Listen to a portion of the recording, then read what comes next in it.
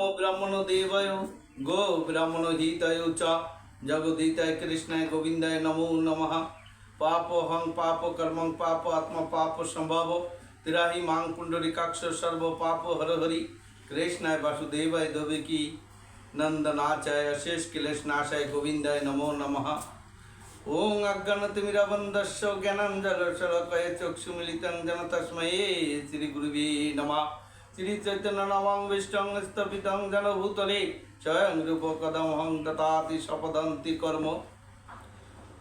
এর অর্থ হলো অজ্ঞতার গভীরতম অন্ধকারে আমার জন্ম হয়েছিল এবং আমার গুরুদেব জ্ঞানের আলোক বর্তিকা দিয়ে আমার চক্ষু উন্মোচন করেছেন, তাকে আমার সশ্রুত প্রণতি নিবেদন করি। হে কৃষ্ণ করুণা সিন্ধু দীনবন্ধু জগৎপতে গোপেশ গোপিকা কান্ত রাধাকান্ত নমস্তুতে। হে আমার প্রিয় কৃষ্ণ, তুমি করুণার সিন্ধু, তুমি দিনের বন্ধু, তুমি সমস্ত জগতের প্রতি, তুমি গোপীদের ঈশ্বর এবং শ্রীমতী রাধারানীর প্রেমাপদ। আমি তোমার পাদপদ্মে আমার সশ্রুত প্রণতি নিবেদন করি। তপ্ত কাঞ্চন গৌরাঙ্গিনী রাধে বৃন্দাবনেশ্বরী দেশোভানুসুতে দেবী প্রণাম আমি হরি প্রিয়ে। বাঞ্ছা কল্পতরুভস্য কৃপা সিদ্ধব एव च पतितानां पावनेभ्यो वैष्णवे नमो नमः। श्रीकृष्ण चैतन्य प्रभु नित्यानंद श्री अद्वैत गदाधर श्रीवासादि गौरभक्तवृंद। हरे कृष्ण कृष्ण कृष्ण हरे हरे, हरे राम राम राम हरे हरे। हरे कृष्ण कृष्ण कृष्ण हरे हरे, हरे राम राम राम हरे हरे। हरे कृष्ण कृष्ण कृष्ण हरे हरे, हरे राम राम हरे हरे। जय श्री राधे, जय श्री कृष्ण। श्रीमद् भागवत गीता যথাযথ অধ্যায় 18 মোক্ষ যোগ শ্লোক 68। য ইদং পরমং গুহং ভক্ত ভক্তে বিদাসতি ভক্তিময়ী পরং কৃতা মামে বৈশ্য তৎসংশয়।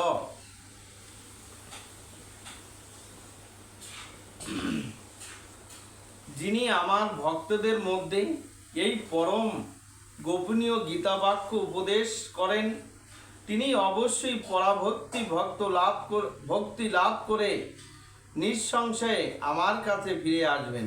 কে বললেন কথাটি? ভগবান শ্রীকৃষ্ণ। কাকে বললেন? অর্জুনকে। আর অর্জুনের মাধ্যমে আমাদের এই জগৎবাসীকে বলেছেন। সুন্দর কথা, মনোযোগ দিয়ে শুনবেন, ভক্তি সহকারে শুনবেন, কথায় মন দিবেন। এদিক ওদিক মন দিলে কথা কিন্তু বুঝতে পারবেন না। সাধারণত ভক্তর সঙ্গে ভগবদ গীতা আলোচনা করবার উপদেশ দেওয়া হয়, কারণ অভক্তেরা না পারে শ্রীকৃষ্ণকে জানতে, না পারে ভগবদ গীতার মর্ম উপলব্ধি করতে। যারা শ্রীকৃষ্ণের স্বরূপে শ্রীকৃষ্ণকে স্বীকার করতে চায় না এবং ভগবদ গীতাকে যথাযথভাবে গ্রহণ করতে চায় না, তাদের কখনোই নিজের ইচ্ছা মতো ভগবদ গীতার বিশ্লেষণ করে অপরাধী হওয়া উচিত নয়। এখানে কি বললেন? সুন্দরভাবে বললেন। কি বললেন? যে ভক্তর সঙ্গে ভগবদ গীতা আলোচনা করার উপদেশ দেওয়া হয়, কারণ অভক্তেরা না পারে শ্রীকৃষ্ণকে জানতে, না পারে ভগবদ গীতার মর্ম উপলব্ধি করতে। এ কথা সত্যি কথাই।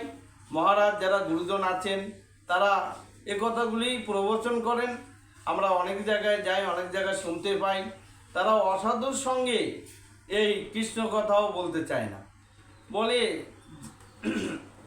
সাধু সঙ্গ করতে হয়, সৎসঙ্গ করতে হয়।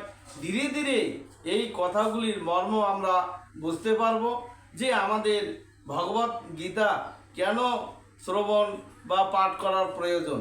তাহলেই আমরা ভগবান কথার অর্থ বুঝতে পারবো, শ্রীকৃষ্ণকে তার বিষয়ে আমরা বুঝতে পারবো। এখানে বলেছে যারা শ্রীকৃষ্ণের স্বরূপে শ্রীকৃষ্ণকে স্বীকার করতে চায় না এবং ভগবদ গীতাকে যথাযথভাবে গ্রহণ করতে চায় না, তাদের কখনই নিজের ইচ্ছা মতো ভগবত গীতার বিশ্লেষণ করে অপরাধী হওয়া উচিত নয়।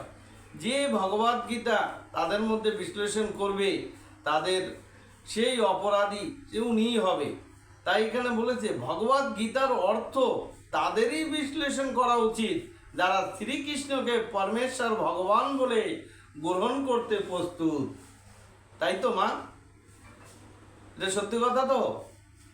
এটি কেবল ভক্তদের বিষয়বস্তু, দার্শনিক জল্পনা কল্পনাকারীদের জন্য নয়। যিনি ঐকান্তিকভাবে ভগবত গীতাকে যথাযথভাবে উপস্থাপন করার চেষ্টা করেন তিনি ভক্তিযোগে উন্নত সাধন করে শুদ্ধ ভগভক্তি লাভ করেন। এই শুদ্ধ ভক্তির ফলে তিনি নিঃসন্দেহে ভগবত ধামে ফিরে যাবেন।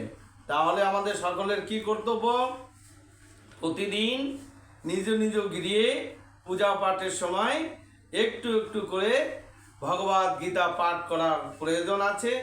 আজকে অনেকে বলে যে আমরা বাবা পড়াশোনা জানি না, এখনের লোক তো কিছু কিছু পারে। একথা সত্যি কথা মা, এটা আমি অস্বীকার করছি না, কিন্তু তাও প্রতি ঘরে ঘরে আজকাল নাতি পুতি ছেলে বৌমা কেউ না কেউ শিক্ষিত নিশ্চয়ই আছে। তাদেরকে বলবেন একটু সন্ধ্যাবেলায় সকলে একসঙ্গে বসে এই হরে কৃষ্ণ মহামন্ত্র জপ করতে আর একটু ভগবত গীতা পাঠ করতে। তাহলেই আমাদের সকলের গৃহে যে কলুষতা, যে পাপগুলি আমরা দিনের মধ্যে করে থাকি সেগুলি ধীরে ধীরে আমাদের অন্তর থেকে চলে যাবে এই হরিনামের দ্বারায়। তাই আপনারা সকলে প্রতিদিন একটু একটু করে ঘরে গীতা পাঠ করবেন। যাই হোক, আজকে এখানে শেষ করব। গীতার মাহাত্ম্য বলছি। মলিনে মোচনং পুষাসং জল সেনানং দিনে দিনে সকৃত গীতা মৃত সেনানং সংসার মলনাশনম। এর অর্থ হলো প্রতিদিন জলে স্নান করে মানুষ নিজেকে পরিচ্ছন্ন করতে পারে, কিন্তু কেউ যদি ভগবত গীতার গঙ্গা জলে একটি বারও স্নান করে তাহলে তার জড় জীবনের মলিনতা একেবারে বিনষ্ট হয়ে যায়। বাঞ্ছা কল্পতরুভস্য কৃপা সিদ্ধব এব চ পতিতানাং পাবিনৈভ্যে বৈষ্ণবে নমো নমঃ। হরে কৃষ্ণ কৃষ্ণ কৃষ্ণ হরে হরে, হরে রাম রাম রাম হরে হরে, হরে কৃষ্ণ কৃষ্ণ কৃষ্ণ হরে হরে, হরে রাম